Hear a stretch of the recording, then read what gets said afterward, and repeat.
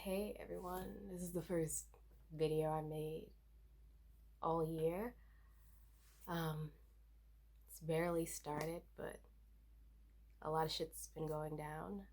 Also, I made this.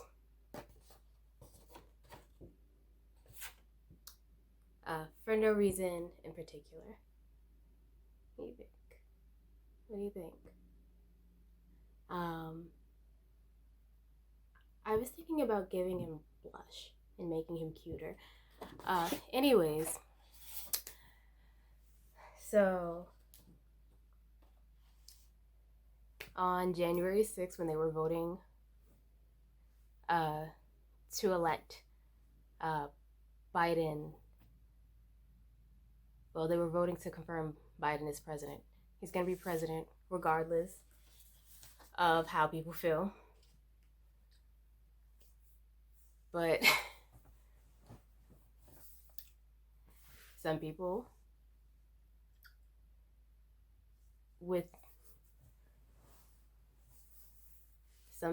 certain kinds of people think that Trump should be president, even though Biden won by like 10 million votes.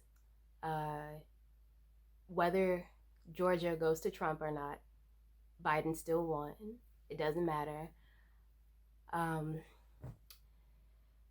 But there's a lot of people in Trump's death cult who think that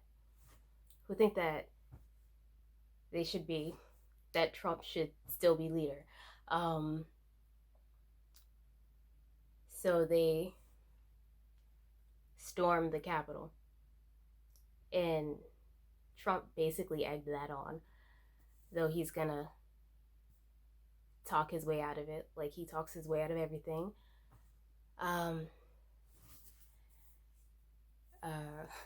Some people are calling it a coup, some people are calling it an insurrection. I prefer the term, I would call it like an insurrection. I don't know what they thought they were going to accomplish that day. Like I said, they're death cultists, they're delusional, they're in a white supremacist death cult.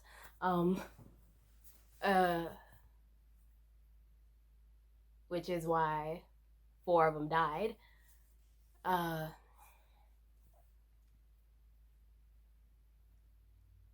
Death cultists don't care if they live or die, and they don't care who they take down with them. At first, I was kind of like, whatever, because, like, it seems like, okay, there's a white supremacist against white supremacists. The Capitol Police basically let them right in because, they're on the same team. They had, part of them had to do their job, but, and like, give the illusion that they're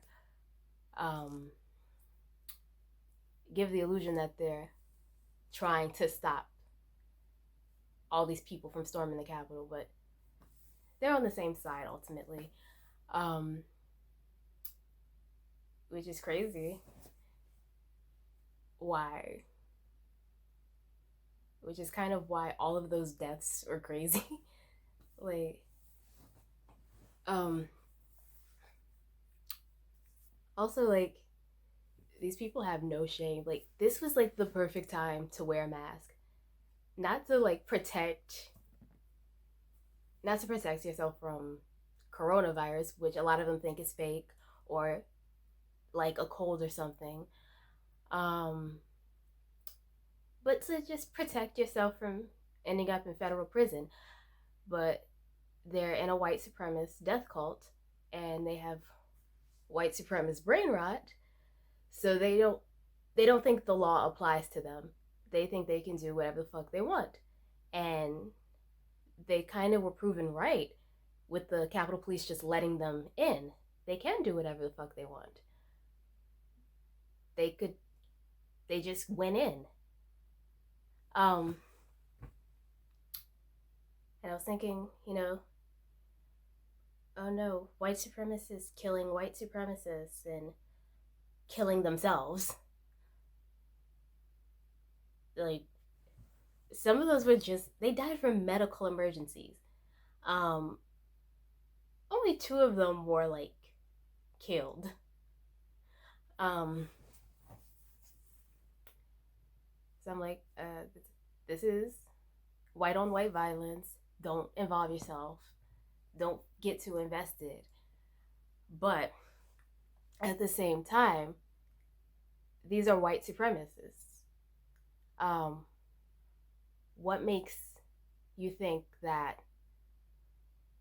law enforcement, if these people, these are white supremacists, these are anti Semites, um, what makes you think they're gonna, that law enforcement would protect a black neighborhood or a Jewish neighborhood or whatever from people like this uh, terrorizing their neighborhoods any more than the police protected the Capitol? And like the far right is like way more prepared to cause whatever hell they want to cause than we are to deal with it. And it makes no sense for us to think that law enforcement cares to help us any more than like the bare minimum. Uh, but also, I was thinking of how like these people even get radicalized like this. Like, yes, the US is a white supremacist settler colonial state, but they're usually kind of in denial of it. They won't openly admit it, but now they're like very open with admitting what they are and who they are. Um, what else? We have like how does it get like that? And I'm kind of I'm thinking about the U.S. education system, and maybe even Western education system in general. But I've been in the U.S. my entire life, so that's really all I can talk on. But the the K through 12 education system, it's these are like white supremacist factories. Think about how they teach history. Um, they teach history in a way that primes white people to maybe not consciously, but subconsciously accept white supremacist thinking. The way that it's taught, it's like everything important that happened was done by a white person. Like, um, global history and US history is just a series of white people doing stuff. Whether it's doing stuff for themselves or doing stuff to people. Like, oh, white people invented democracy. White people did this. White people did that to these people. And then they stopped doing that to these people. It's very white centric. Uh, if I'm growing up as a white person or any other person, I'm primed to believe that white people are the most important people in the world. And then, and also it's like imperial imperialist factories, because the way we talk about the Roman Empire and the Greek Empire, we talk about how isn't it cool that this group of people conquered all this land and enforced their culture and their belief systems on all of and their language on all of these people. Like, we're primed to be okay when West when French people do this, when English speaking people do this, British American. We're primed to think that's okay. Like, we are taught in the American K through 12 education system that colonialism is good, that um, that imperialism is good. Isn't it cool how Alexander the Great conquered all of this land in such a short amount of time, and how there's Greek influences from this place to that place, but we don't mourn the death of the cultures, of the religion, of the languages of the colonized people. Um,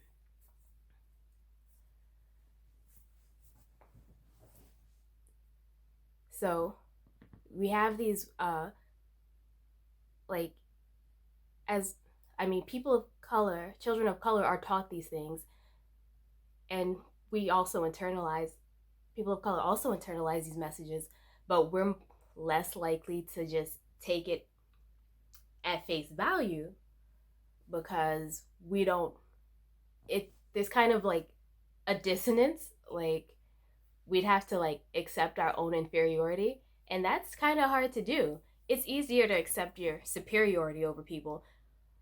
Everyone's telling you you're superior than everyone telling you you're inferior. You're going to fight that. You're going to question that. But like I said, we have these young white people, especially young white men, who are primed to accept white supremacist thinking. And then now we have the internet, where there's something for everybody. You can, like, white supremacists have kind of like their own little corners, their little pockets of the internet where they can recruit other young white people, especially men, where he can recruit them. And our education system has done most of the work. All you have to do is reinforce the things we were taught. Look at all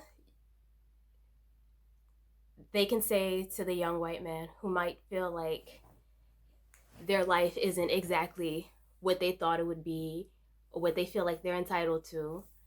And they could be like, white people are the superior race. Look at all the things white men have done.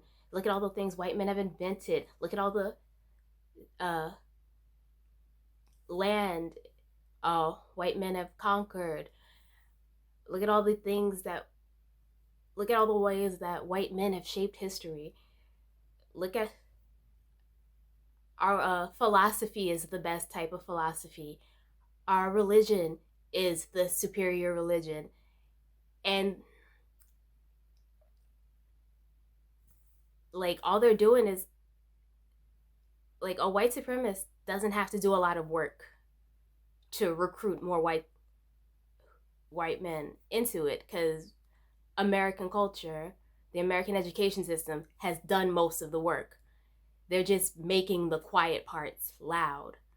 And that's kind of how we got here. Trump made the quiet parts loud. He emboldened the white supremacists. They've been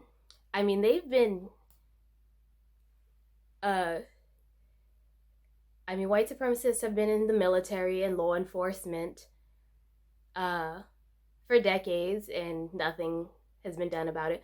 So, like, a lot of white supremacists have military training, and they share that with other white supremacists. White supremacists are they're very organized. The alt-right is a lot more organized than leftists or or something, because there's no equivalent to the Black Panther Party right now.